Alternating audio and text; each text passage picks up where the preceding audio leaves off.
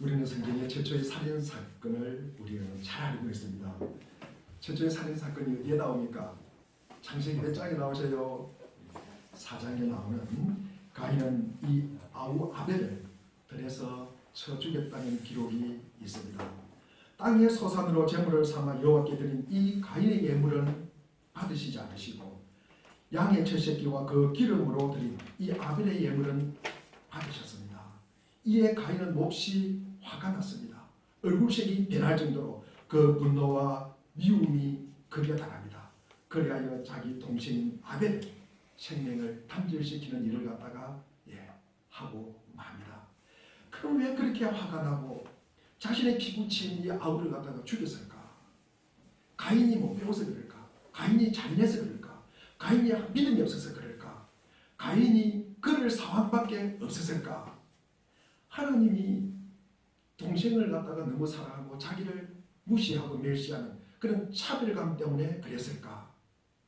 사랑받는 동생이 질투가 나서 그랬을까? 뭐 그럴 수도 있습니다. 그럴 수도 있습니다. 가인의 살인 동기는 언제나 의문입니다. 내 안의 분노와 살기 그리고 폭력의 원인이 뭘까? 내 자신을 곰곰이 생각해 보면은 아마 우리를 하여금 생각나게 할 때가 있을 것입니다. 상황이 환경이 가인을 그렇게 만들고 가인의 심리 분석과 상황 분석을 해보면 해서 그려본 아마 시나리오도 아마 우리가 각각 상상할 수가 있을 것입니다만 그보다 더 큰 근원적인 무엇인가 분명히 있을 것이다. 그것이 무엇일까? 여러분은 뭐라고 생각하십니까? 저는 말씀을 생각하면서 주님 앞에 예배를 드리면서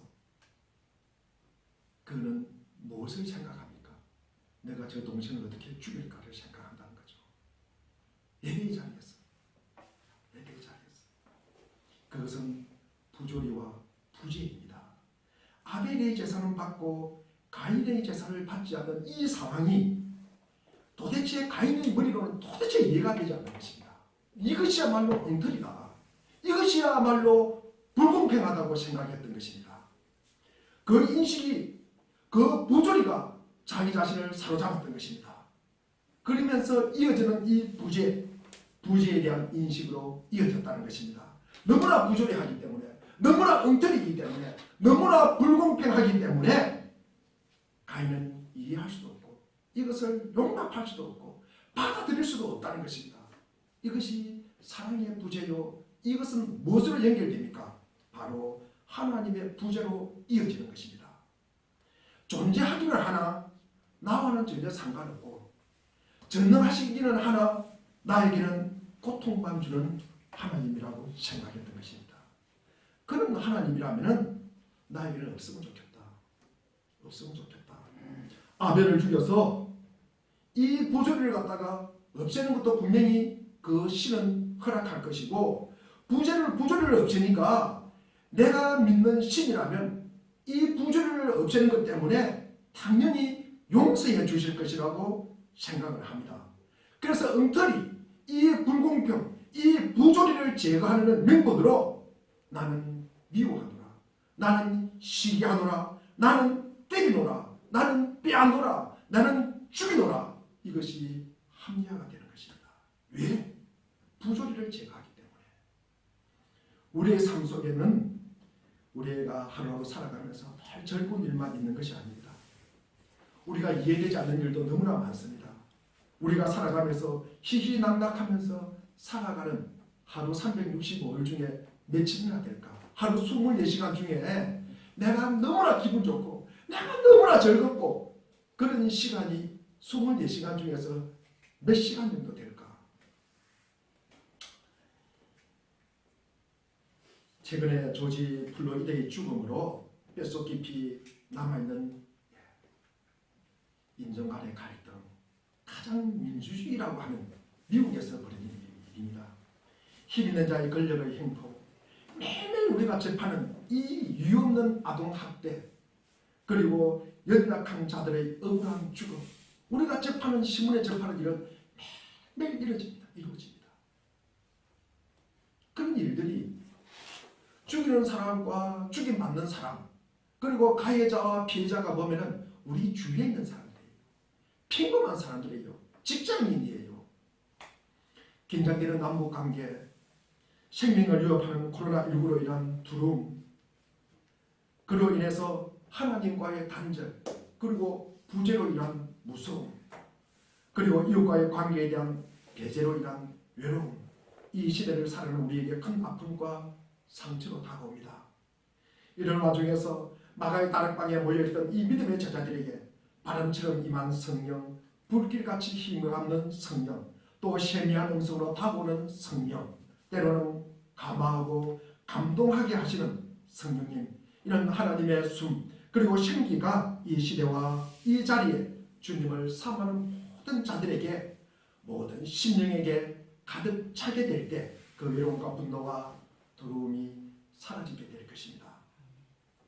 그때야말로 자기를 지켜야겠다는 이 본능이 어느새 예수님의 십자가와 부활과 승천을 갖다가 우리가 외치는 그 열정으로 변화가 되는 것입니다.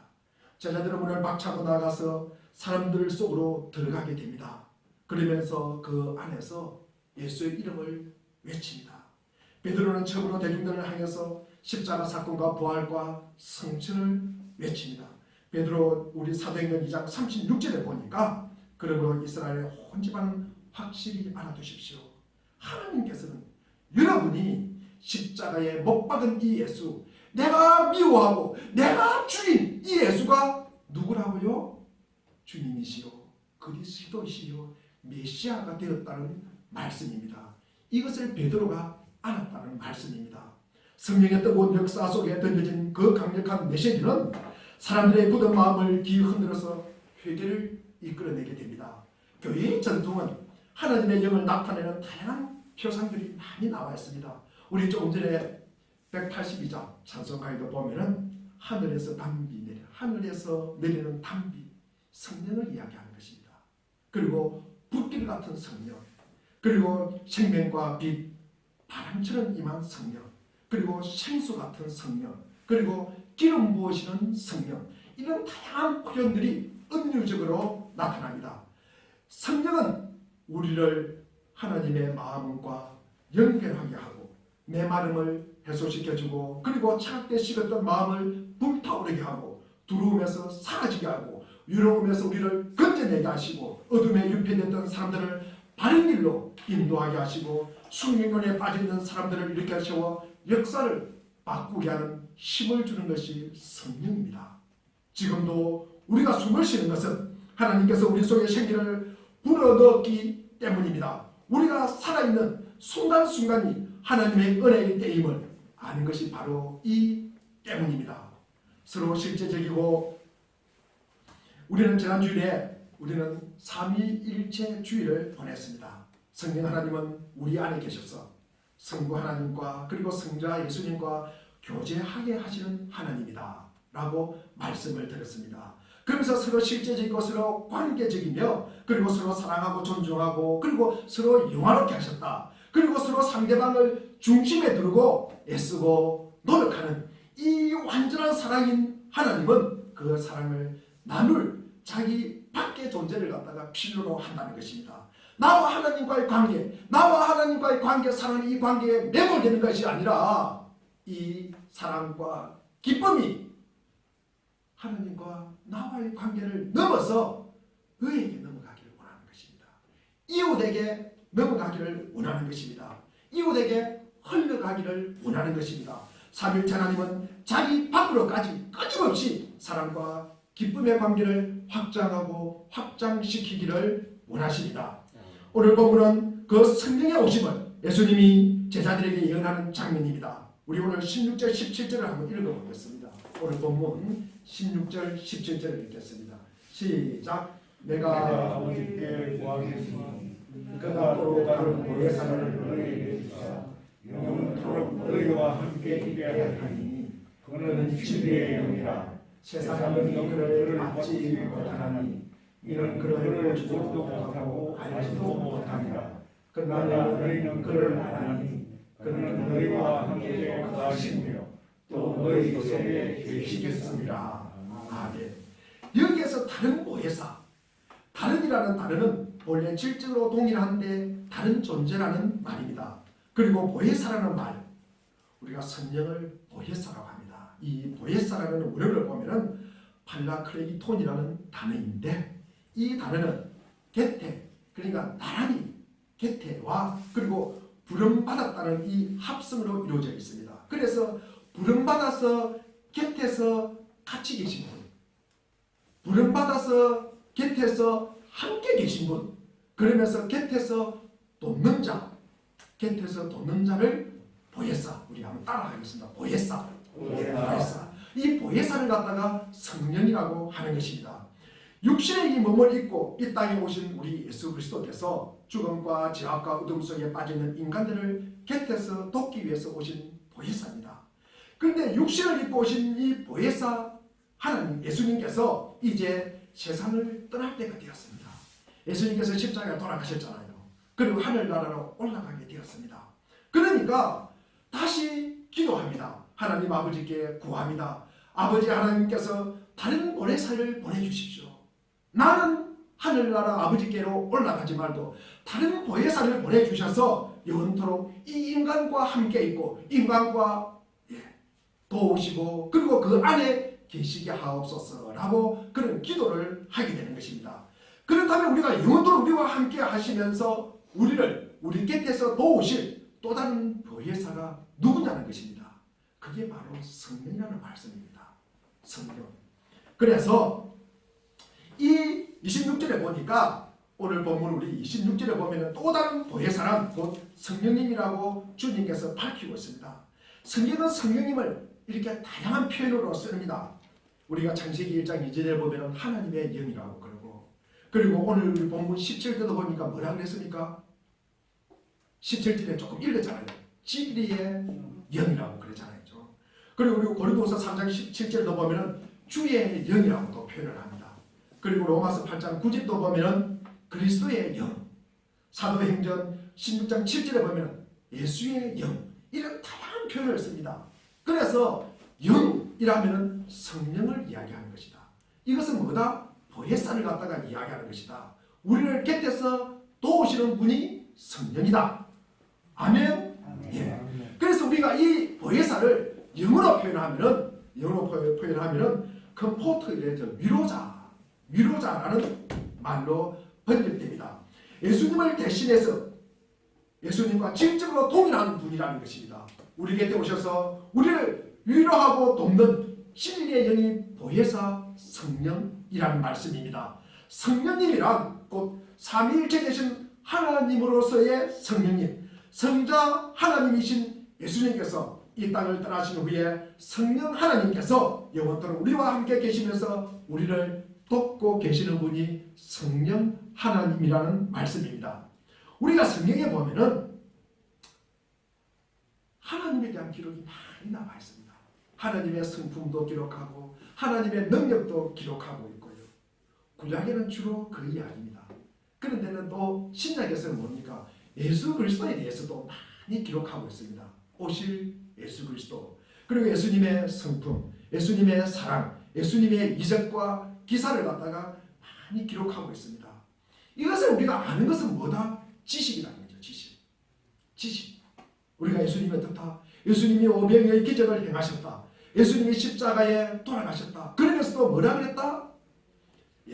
자기를 갖다가 못 박는 이 군인들을 위해서 저들을 나를 알지 못하게 저들을 용서해달라고 기도하시는 분이 누구시다? 예수님이라는 말씀입니다. 그런데 우리가 예수님이 이런 분이다, 이제 이렇게 기적과 이사를 행하고 그리고 많은 사랑이 베푸시는 분이 예수님이시다. 그런데 이 예수님, 이 아는 지식, 우리가 예수님에 대해서 하나님에 대해서 이 아는 지식이 이것이 뭡니까? 그냥 아는 지식으로 우리가 머리에 있는 지식으로 끝나는 것이 아니라 이 말씀을 들을 때 뭐가 내게 은혜가 돼요. 내게 감동이 돼요. 그 말을 들을 때 내가 눈물이 나요. 내가 2000년 전에 일어나는 일인데 지금 꼭 일어나는 일처럼 느껴져요. 지금 그것이 뭐다? 성령이 계시기 때문에 그렇다는 말씀입니다. 아멘. 아멘. 그래서 그렇다면 이 성령님은 도대체 어떤 분이신가? 그리고 어디에 계실까? 우리를 영원토록 도우신다는 게 어떻게 도우시는 것인가? 우리가 한번 차례로 알아보기를 원합니다. 성령님은 우리의 모든 기도를 중보하시는 분이시다. 예수님의 제자들에게 세상을 떠나실 것을 암시하셨을 때 그들은 당연히 제자들은 근심에 쌓였습니다. 아니 이제 우리가 누가 우리를 도와줄까? 우리가 누구랑 함께 살지? 이때까지 우리 그분 믿고 살았는데 한번 생각해 보십시오. 우리가 어린아이가 3살 4살 먹는 어린아이가 부모의 도움을 받다가 갑자기 사고에 의해서 부모님이 없어지다 들면 그애 어떻게 살아요? 걱정 안 되겠습니까? 얼마나 울겠습니까? 물론 요즘 보면은 뭐 계보가 있어가지고 3살 뭐 몇 살 아주 어린애 뭐 오라를 갖다가 목을 치우었다는 그런 이야기도 이렇게 들리고 합니다만 어쨌든 간에 우리가 부모가 안 계시면 너무나 힘들 것입니다. 두려울 것입니다. 그리고 근심이 될 것입니다. 그런데 이런 험한 세상에 내가 어떻게 살아갈까? 불안하기도 하고 그리고 무섭기도 할 것입니다. 바로 이때 예수님이 주신 말씀이 요한복음 14장 12절입니다. 우리 12절 한번 읽어보겠습니다. 오늘 말씀 12절 시작. 내가 진실로 진실로 너희에게 이르노니 나를 믿는 자는 내가 하는 일을 그도 할 것이요 또한 그보다 큰 일도 하리니 이는 내가 아버지께로 가니라. 아멘. 이 말씀은 물론 제자들에게 엄청난 위로와 희망이 되었을 것입니다. 주님이 하신 일을 우리도 할 수 있다. 그보다 더 큰 일도 할 수 있대요. 주님이 하신 일보다 우리가 더 큰 일도 할 수 있대요. 얼마나 위로가 됩니까? 얼마나 우리에게 희망이 됩니까? 그러나 동시에 이 말씀은 큰 의문을 던집니다. 그것이 과연 가능할까? 이때 주신 해답이 무엇입니까? 우리가 조금 전에 주님께서 하신 일보다 우리가 더 큰 일을 할 수가 있을 것이다. 아멘을 했지만도 어떻게 하지? 우리가 어떻게 큰 일을 할 수 있지? 이런 아마 의문을 가질 것입니다. 그 해답이 무엇입니까? 우리 13절 14절을 우리 한번 읽어보겠습니다. 13절 14절 읽겠습니다. 시작. 너희가 내 이름으로 무엇을 구하든지 내가 하리니 이는 아버지께로 아들로 말미암아 영광을 받으시게 하려 함이라. 내 이름으로 무엇이든지 내게 구하면 내가 행하리라. 주님은 제자들을 곁을 갖다가 떠나시면서 그들은 기도로 주님과 하나 되어서 그의 일을 감당할 것이라고 약속한 것입니다. 뭐하라? 기도하라. 기도하라. 우리 13절 14절 말씀이 무엇입니까? 내게 구하라. 내게 구하라. 기도하라는 말씀입니다. 그리고 뒤이어 주신 약속이 보혜사 성령님의 사역이고 보혜사 성령님을 통해서 우리의 모든 기도가 응답될 것을 약속하고 계십니다. 성령님이 바로 우리에게 기도하게 하시는 분이시라는 말씀입니다. 우리는 지난주에도 봤습니다. 우리 로마서 8장 26절도 보면 26절과 27절도 보면 이와 같이 성령께서 우리의 연약함을 도와주십니다. 우리는 어떻게 기도해야 할지를 알지를 못하지만 성령께서 친히 이루다 말할 수 없는 탄식으로 우리를 대신하여 기도하게 하신다는 것입니다. 그리고 27절에 보니까 사람의 마음을 곁들여 보시는 하나님께서 성령의 생각이 어떠한지를 아신다. 그래서 성령께서 하나님의 뜻을 따라 성도를 대신하여 강구하시기 때문이다. 우리가 무엇을 위해서 기도해야 할지 모른다. 우리는 어떻게 기도해야 할지를 모른다. 하나님의 뜻도 모른다. 그렇지만도 우리가 기도할 때 우리 주님께서 우리의 기도를 도와주신다는 것입니다. 우리의 기도에 개입하신다는 것입니다. 우리를 기도하기로 도와주시는 이 보혜사 성령님이라는 말씀입니다. 이 성령님의 도우심으로 우리의 기도는 하나님의 뜻을 이루고 무엇을 구하든지 하나님의 뜻을 이루는 놀라운 결과를 가져오게 된다는 말씀입니다. 그러므로 우리는 기도에 무릎을 꿇을 때마다 함께 하시는 성령님을 의지해야 하는 것입니다.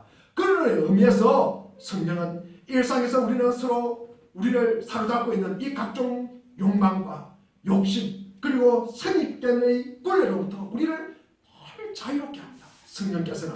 그래서 마땅히 또 우리가 해야 할 일을 갖다가 움직이고 실행할 수 있도록 힘을 주시는 분이 성령님이라는 말씀입니다. 우리가 교회를 뭐라고 이야기합니까? 교회는 죄인들이 모입니다. 그렇죠? 죄인들이 모입니다. 이렇게 이야기를 합니다. 그래서 죄인들이 모임이기도 한 이 교회가 하나님과 화해를 하면서 하나님을 이 땅에서 맛보도록 우리가 가르치고 그리고 기이하고도 특이한 장소가 바로 교회입니다. 교회입니다. 그래서 우리가 성령이 누구인가? 성령이 누구인가를 갖다가 우리가 질문을 할 때는 당연히 이어서 교회가 무엇인가? 교회가 이 땅에서 사명을 잘 수행하고 있는가? 라는 이 그리스도인의 자기 성찰로 이어지게 되는 것입니다. 이게 바로 성령님이 계시기 때문에 가능한 일입니다. 그러면서 성령님의 도우심을 하는 기도를 통해서 하나님의 뜻을 이루어갈 수가 있다는 말씀입니다. 두 번째로 성령님은 우리와 함께 거하심을 약속하신다. 예수님의 제자들에게 그들을 곁을 떠나가실 것을 암시하셨을 때 제자들의 가장 큰 근심은 무엇입니까? 조금 전에도 말씀드렸지만도 하나님의 도우심이 없는 것이 아니라 하나님이 없는 것입니다. 그냥 하나님이 없잖아요. 우리가 어릴 때 보면은 밤에 저는 시골에 가면서 밤에 무섭잖아요. 그런데 저희 곁에 잠자는데 할머니가 계신다는 것 자체만 해도 얼마나 위로가 됩니까? 그죠? 함께 계신다는 것 자체만, 그분이 계신다는 것 자체만으로도 우리는 엄청난 위로가 되는 것입니다. 그냥 없다는 것 자체, 그것이 우리에게 엄청난 상실감을 줍니다. 저희 아버지가 돌아가신 지가 얼마 안 됐어요. 근데 사실은 제가 아버지가 살아계시도 1년에 사실 보는 날이 몇 분 안 됩니다. 제가 멀리 떨어져 있고. 그러나 아버지가 계신다는 것만 해도 멀리 떨어져 있지만도 제가 자주 보지는 못하지만도 계신다는 것만 해도 저에게는 늘 마음 한구석에 든든함이 있었습니다. 든든함이 있었습니다. 그런데 아버지가 안 계시니까 이렇게 어머니 지금 혼자 계시지만도 뭔가 거절하고 별로 시골에 가고 싶은 생각이 잘 안 들어요. 가보면은 뭔가 없는 것 같아요. 뭔가 상실된 것 같아요. 뭔가 내 가슴에 뭐가 없는 것 같아요. 그래서 그 느낌이 싫어가지고 제가 잘 안 가려고 합니다. 아마 그와 똑같은 것이다. 아마 그보다 더 할 것이다. 그런 생각을 하게 됩니다. 그분과 함께 했던 말, 그분과 함께 지냈던 그 흔적들, 그리고 그분의 음성, 그분이 만든 손길, 뭐든지 가면은 그분이 만드는 손길이 있잖아요. 그분과 함께 했던 모습들이 있잖아요. 모습들이 있잖아요. 더 이상 기대하기 어렵다고 느끼고 있었기 때문에, 그런데 의외로 그분은 내가 가는 것이 너에게는 더 유익하다고 말씀을 하고 계십니다. 우리 16장 7절을 한번 보겠습니다. 요한복음 16장 7절입니다. 예, 우리 요한 한번 읽어보겠습니다. 요한복음 16장 7절입니다.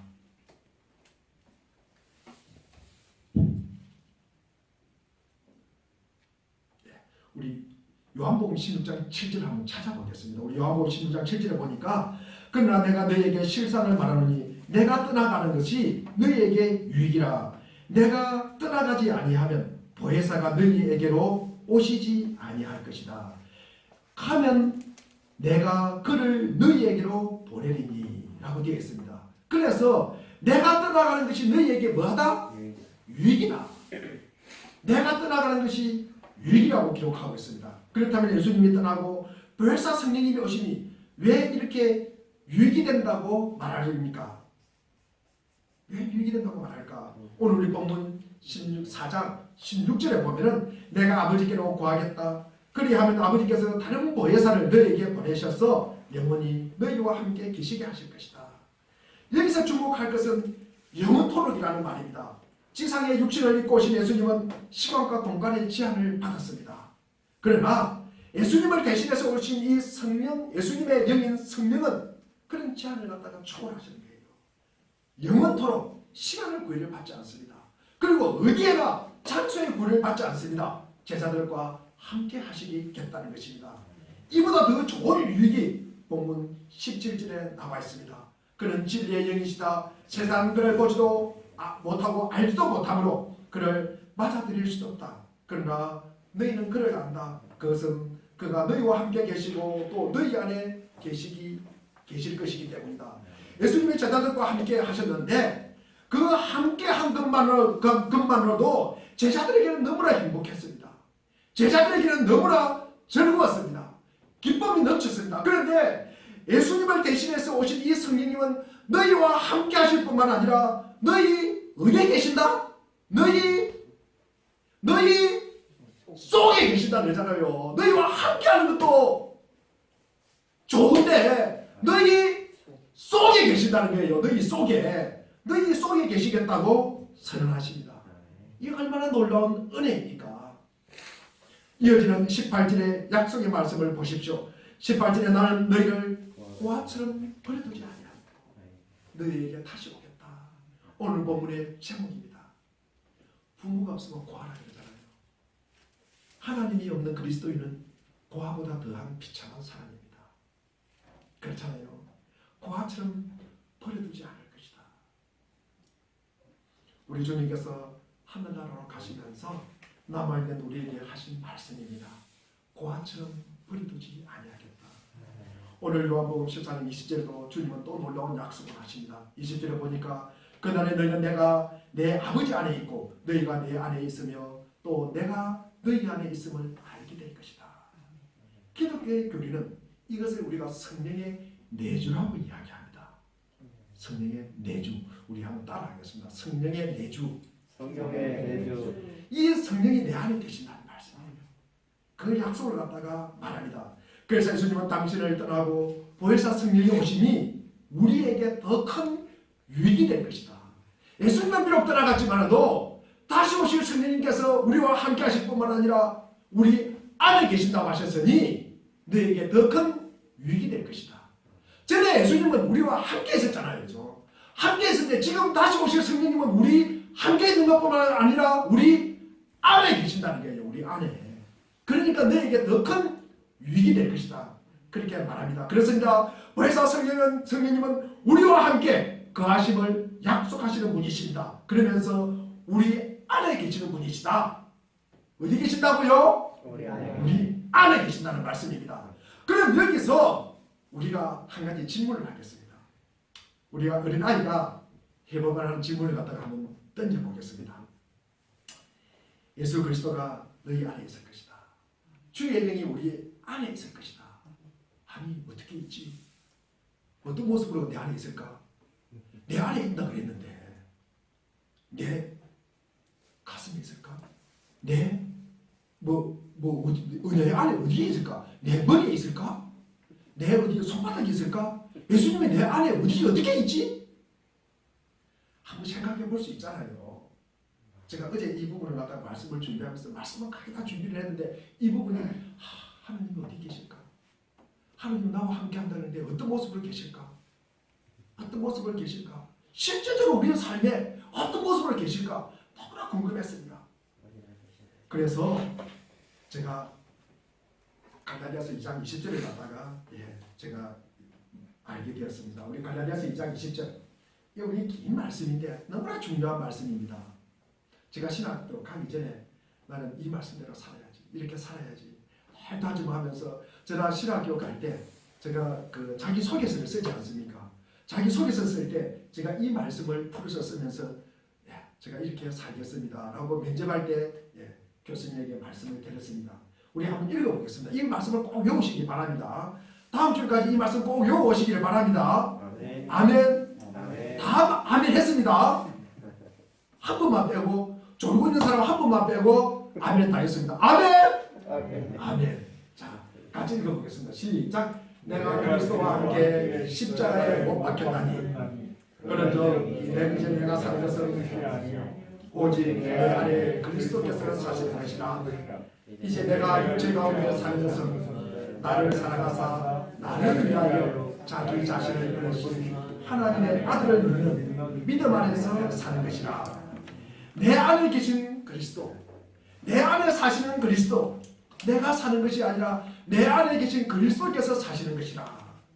우리가 예수를 믿는 것은 이 예수를 믿는 믿음 안에서 사는 것이다 라고 말씀하는 것입니다. 그래서 이 말은 그리스도가 우리 안에 어떻게 존재할까? 이것이 중요한 것이 아니라 예수 그리스도를 품고 우리가 예수 그리스도의 말씀을 가지고 내가 이 땅에 어떻게 살아낼 것인가, 그것이 더 중요하다는 말씀입니다. 내가 말씀을 가지고 내가 이 땅에 어떻게 살아낼까? 주님의 사랑을 가지고 내가 어떻게 살아갈까? 주님의 자비하심과 주님의 오래 참으심과 주님의 인내하심을 가지고 내가 이 땅에 어떻게 살아갈 것인가? 내가 어떻게 살아갈 것인가?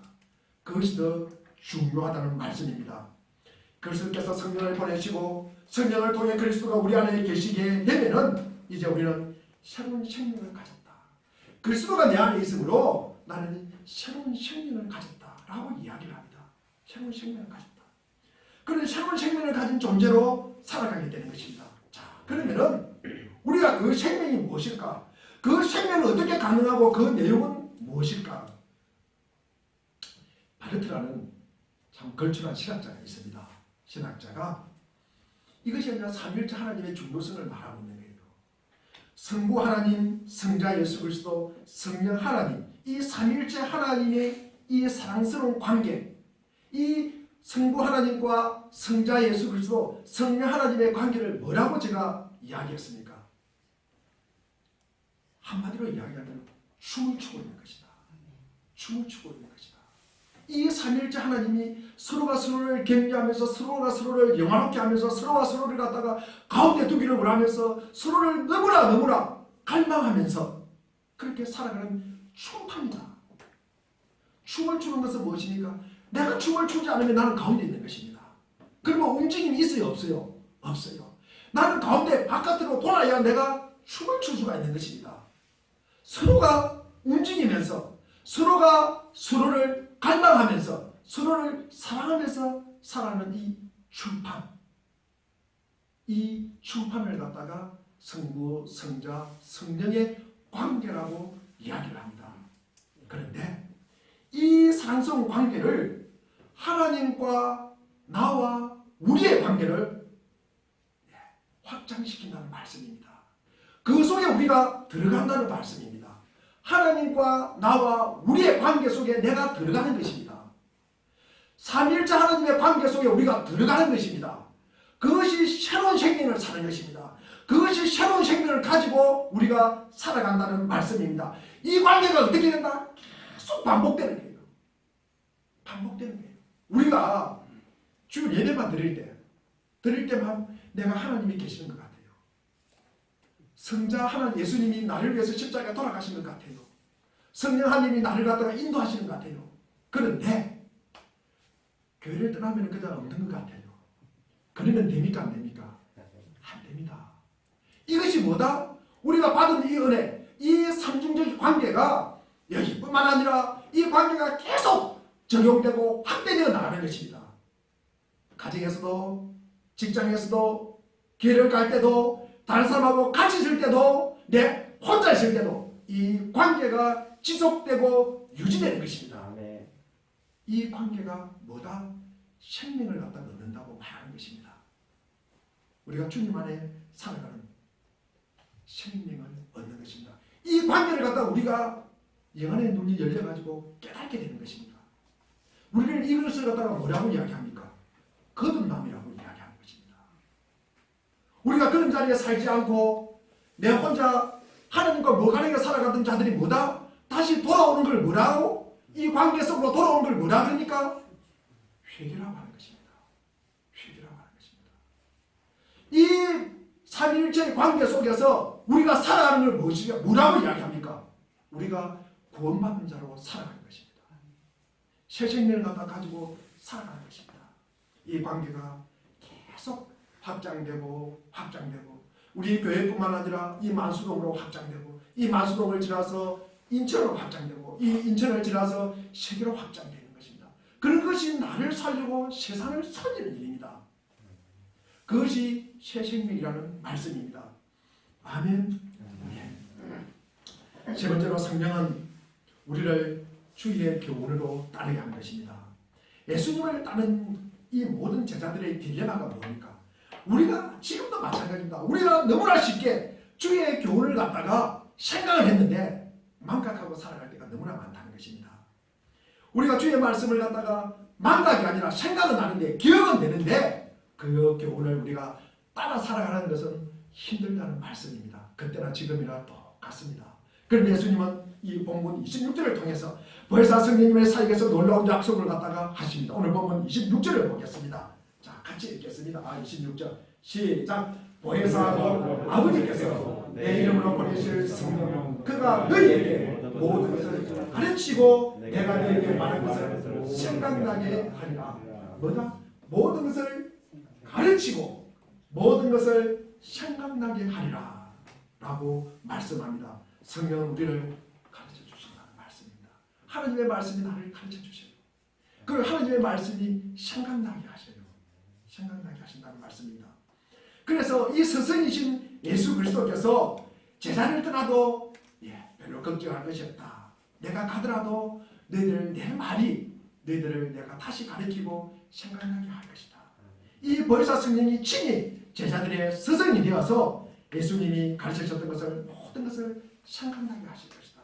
그 교훈을 따라 살도록 도우시겠다는 말씀입니다. 이제 인간적 스승이 없어도 걱정할 필요가 없다는 말씀입니다.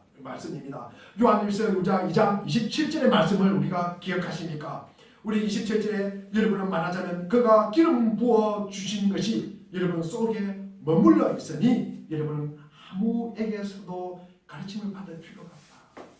그가 기름을 부어 주신 것이 여러분에게 모든 것을 가르쳐 주십니다. 그리고 그 가르침은 참이요 거짓이 아닙니다. 여러분은 그 가르침대로 언제나 그리스도 안에 머물러 있게 될 것입니다.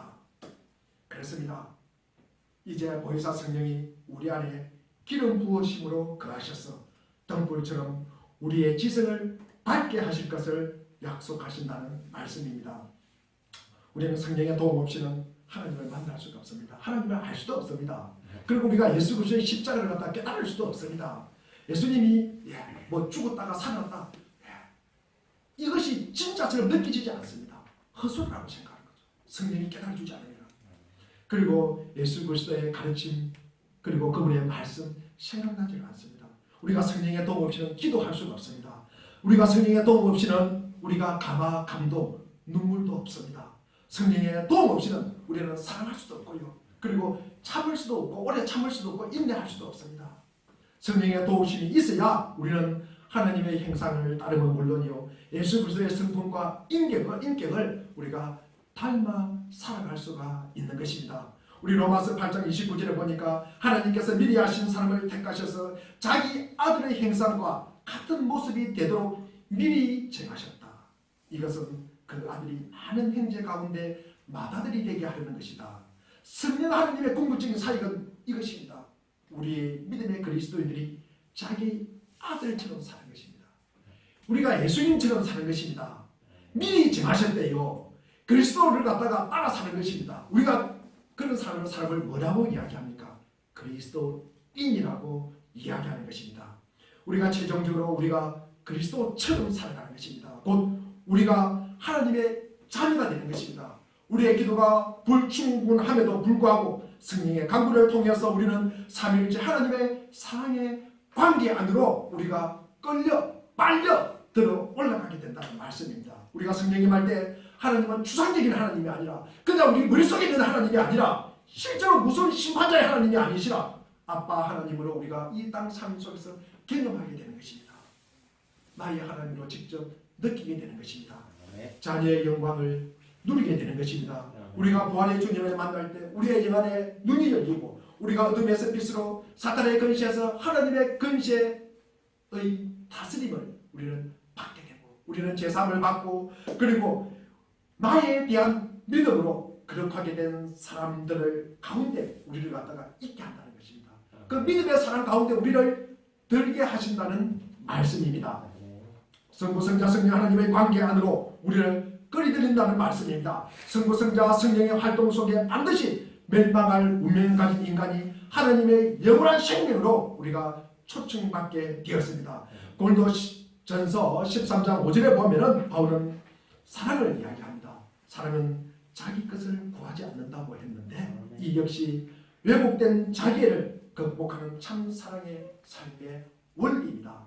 신앙은 나를 향해 굽어져 있는 이 마음이 성령의 도우심을 받아가지고 이 굽어진 마음이 뭐다? 피어지기를.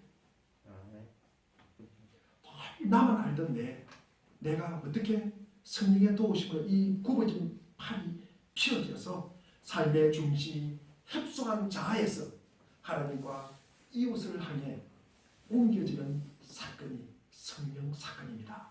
이런 영안의 눈이 뜨여서 모든 보혜사 성령이 하신 놀라운 일들이 우리에게 늘 있기를 바랍니다. 지금 보이는 것이 전부가 아니요 보이는 게 또한 전부가 아니듯이 그분은 지금도 동일하게 우리에게 놀라운 일을 행하고 계십니다.